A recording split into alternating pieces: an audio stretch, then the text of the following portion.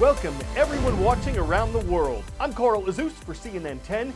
The date of this show is May 2nd, 2019, which means we're almost exactly a year and a half from the next U.S. presidential election. And 21 people have already declared their candidacy for president, in addition to the incumbent leader himself. President Donald Trump filed his re-election paperwork just hours after he was inaugurated on January 20th, 2017. One candidate, a former governor of Massachusetts, has said he'll challenge President Trump for the Republican nomination. And as far as Democrats go, there are 20, a record number of them, who've officially announced their candidacy. They include a former U.S. vice president, a number of senators and representatives, some mayors, an author, a former cabinet official. But why are these campaigns seemingly in full swing when we're still more than 8 months away from even the first primaries and caucuses that help determine the party nominees? Money is one reason. Fundraising is a critical part of any presidential run, and announcing early helps candidates start getting the donations that'll help fuel that run. Another reason, getting their name out there. Candidates need voters to be familiar with them, so this is a chance for presidential hopefuls to make connections well ahead of the elections. Also, debate season is just around the corner. It kicks off at the beginning of summer and runs through next spring. So the candidates are working to qualify so they can get their faces and their messages on the national stage. 10-second trivia. Who is the Chief Justice of the United States? John Roberts, Mike Pompeo, William Barr, or Neil Gorsuch? The Chief Justice, who's also the Chief Judge of the U.S. Supreme Court, is John Roberts.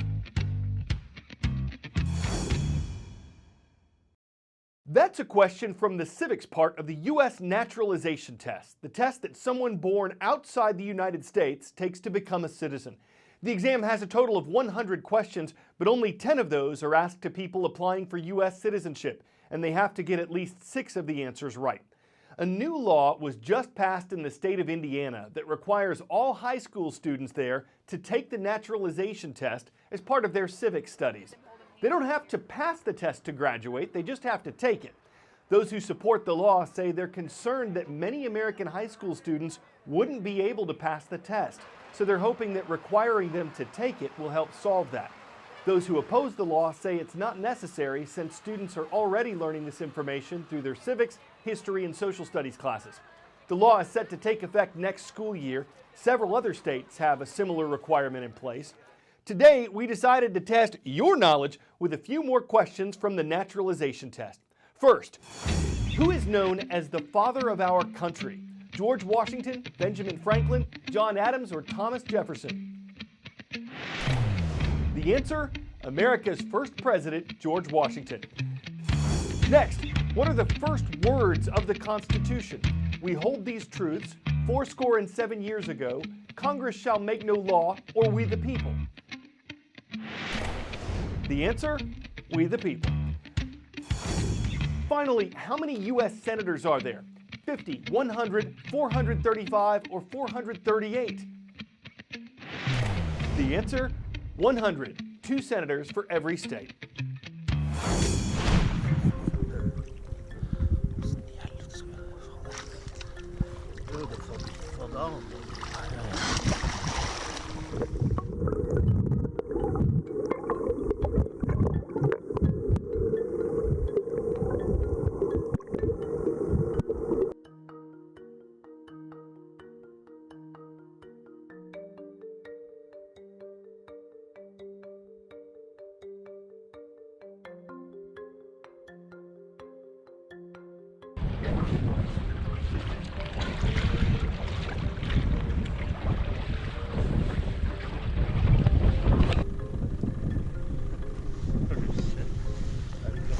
Hey!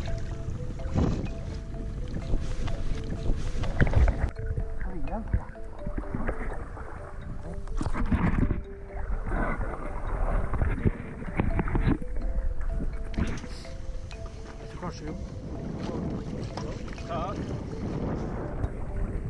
Så tenker jeg kanskje samtidig å prøve å skjære det.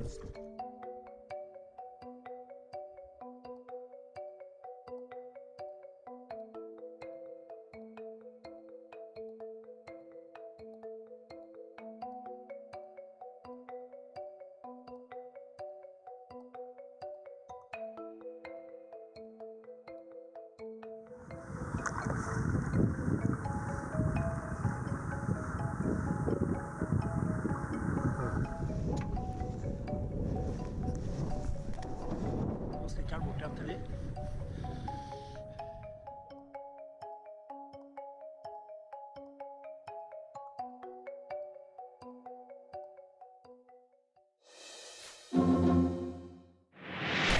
40 years after the launch of 1G, meaning first generation wireless technology, we're standing on the threshold of 5G. It's going to come at a cost. Hundreds of billions of dollars are needed to develop 5G. There are currently around 200,000 cell towers across America dedicated to 4G. Experts estimate it'll take at least 300,000 more to manage the fifth generation. There are security concerns, and there's also the question, what do we do when our computers and smartphones just don't work properly? But if everything does, 5G isn't just going to change your mobile internet speed, it's going to touch nearly everything around you. Right, Sophia? It will allow everything to be connected. I am getting excited just thinking about it. Let's take some everyday scenarios. You leave work, get in your car, go home, eat dinner, take that shower, and go to bed. Well, 5G is going to change all of that. Let's start with the drive. Tell me how 5G is going to change that commute home and this bad boy. This car is permanently surveying the road around. It's sending relevant bits of information up to the cloud, generating a true real-time map that in turn is pushed down to all the other cars. Autonomous driving is not the capability of a car, it's really about swarm intelligence, and that's why 5G is so crucial. The real magic of 5G is in the amount of data that can be transmitted through the increased capacity, the increased bandwidth. That really enables a whole range of applications that currently aren't possible. Why in the world would you need to have a data-connected beehive, David? Beehives, as you know, are valuable, and as such, they're in demand. And so hive keepers need to protect them. So they use asset trackers to essentially monitor the health of the hive. Checking into the cloud once a day, which is the industry metric for an asset tracker, this device will last 14 years. So really the lesson here is 5G isn't just about speed, it is also about power. On one end of the spectrum, using a ton of power. On the other end of the spectrum, using as little power as possible to get the longest lifespan possible. 5G is going to have a massive impact on people's lives. It'll happen over time as the technology is deployed and as use cases are developed, but we're going to see a really big advance in the quality of life that 5G can deliver for individuals. But all that isn't enough for some people. With 5G rolling out, others are already focused on 6G. 6G? Really? Well, yes. You could have smart surfaces with printed electronics in them, smart glasses, so you can have your device everywhere. When do you think that 6G will actually roll out? Standardization activities are expected to start in 2028, so a couple of years after that, 2030. 2030? Yes. So 2019 is the year of 5G, 2030, 6G. See you then.